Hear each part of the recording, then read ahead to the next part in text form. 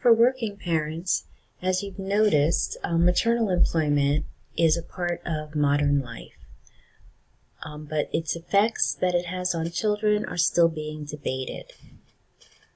What matters for children's development is the nature of parents' work, rather than whether one or both parents work outside of the home. Work can produce both a positive and negative effect on parenting. Parents who have poor working conditions, such as long hours, overtime work, stressful work, and a lack of autonomy on the job, are likely to be more irritable at home and to engage in less effective parenting. Children, especially girls, of working mothers, engage in less gender stereotyping and have more egalitarian views of gender.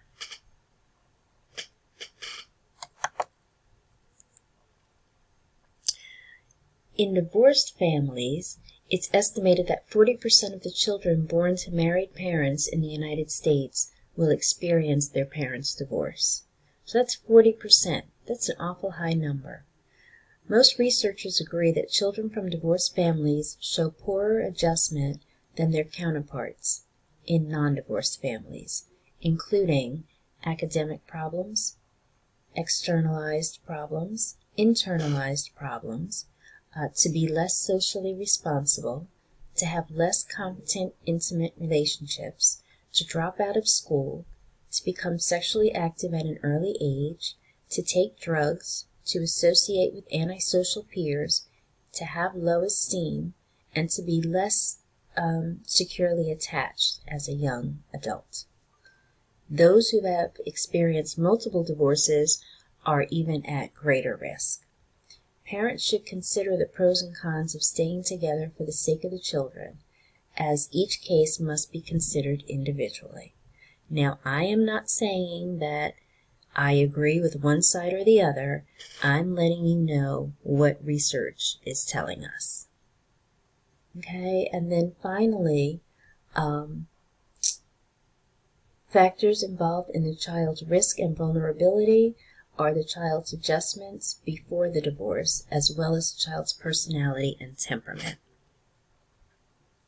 So divorce can be advantageous if in the household it was very unhappy and conflictual. If the children were around that, then it's actually better for them to not be in that environment. There are gay and lesbian parents in the world. And just so you know, that they parent just as well as a heterosexual couple will parent. So there's no differences there. They have either used a surrogate to help them conceive or carry. They might have had a donor through insemination, or they might have just adopted the children. But either way, their parenting skills are just as good as anyone else's. Now, what is that empty nest syndrome? Let me tell you, it's when all the children leave the parental home. The parents have more time for themselves, and they get to go back to doing the things that centered around themselves as a couple. So refilling of the empty nest is linked to an uncertain economic climate. So really what I'm saying is that a lot of children think, my parents are really going to miss me with this empty nest syndrome. Maybe I should come back and visit more often. Well, no, that's not the case.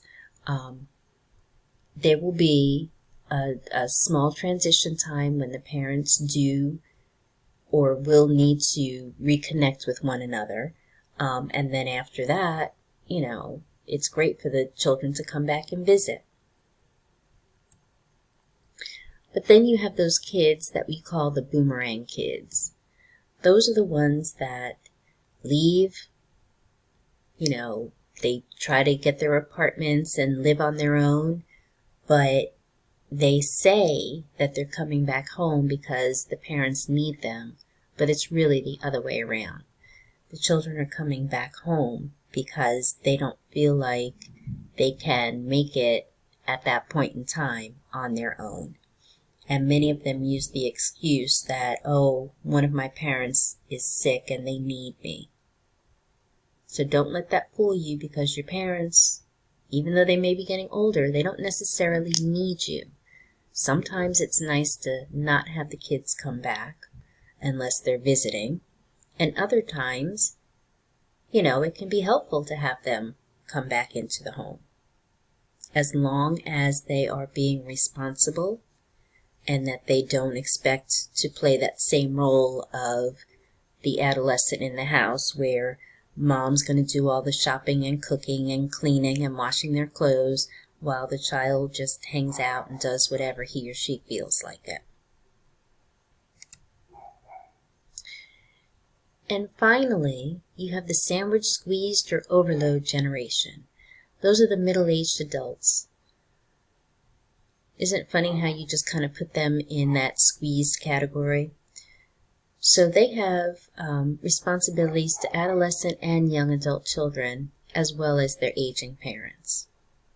So they kind of have to look out for the young and the old. So they actually experience more stress when their elderly parents become ill and die. And when middle-aged adults have parents with a disability, their support increases as well, because they feel that there's that obligation to take care of the people that took care of them when they were younger. And women have an extremely important role in maintaining the family relationships across the generations. So if you've ever noticed, if there's a couple and one of the set of parents is ill, it's usually the mother's set that you would bring into your home. And then the father's set of parents would move into their daughter's home or into an assisted living home. There are not too many sons that take in their parents if they had to choose between the woman's parents and the man's parents. I think it's just, that middle-aged obligation that many women feel, that they are obligated to take care of their children, their husband, and their parents.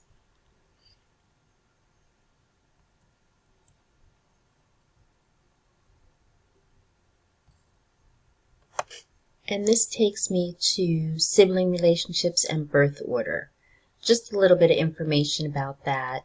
Approximately 80% of U.S. children have one or more siblings, and siblings may be influential socializing agents during childhood.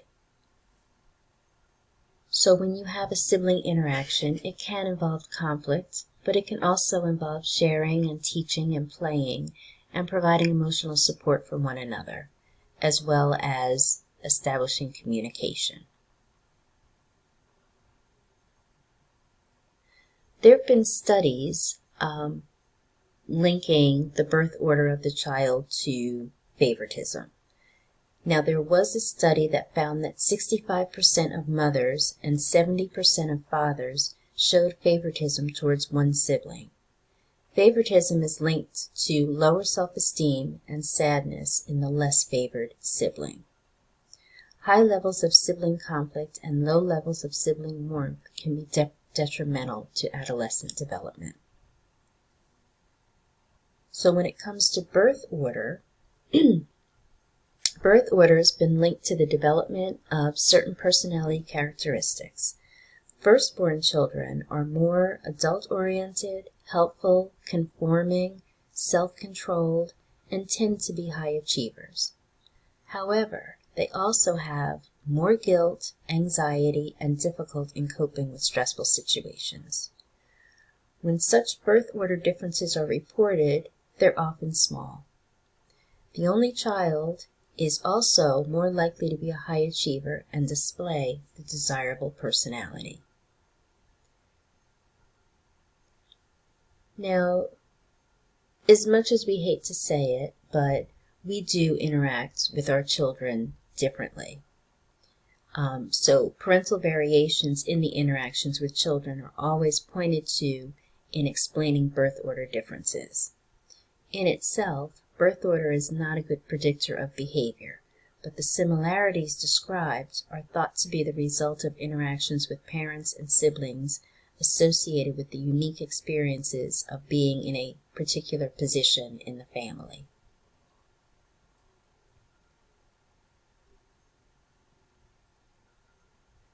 So adult siblings often provide practical and emotional support to each other. Then you've got, in your families, you've got grandparenting and great-grandparenting. Nowadays, there are many grandparents that raise their grandchildren. And the increase in longevity is influencing the nature of grandparenting. So in the 1900s, only 4% of 10-year-old children had 4 living grandparents. But in 2000, that figure had risen by more than 40%. Now it's 2020, and that percentage has still risen.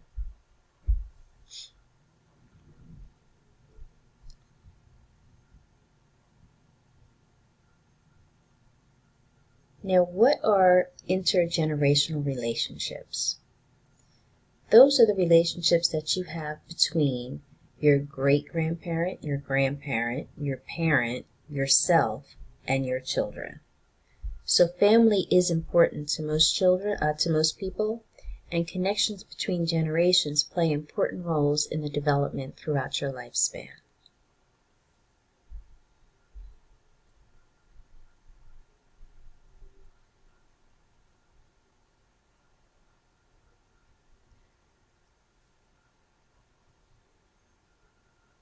And when you're thinking about, the relationships that you have, gender also plays a role. So women have an especially important role in maintaining the family relationships across the generations.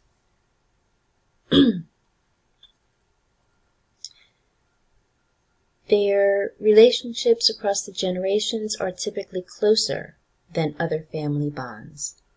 Married men are more involved with their wives' families than their own.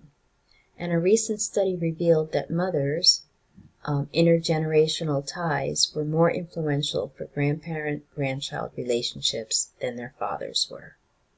And I find that to be very interesting. So think about that, and how does that work in your family? How are your intergenerational ties?